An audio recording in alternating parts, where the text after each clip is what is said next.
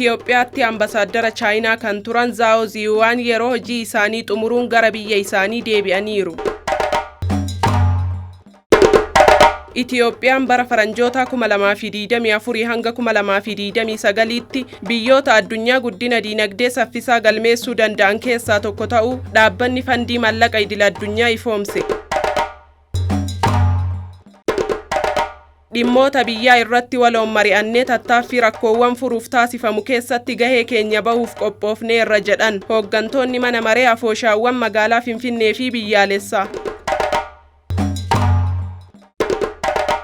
Hidhaawwan balaa lolaa ittisuuf hojjetaman hojii misooma jallisiif oolaa jiraachuu pirezidaantiin naannoo Affaar obbo Awwal Arbaan ibsan.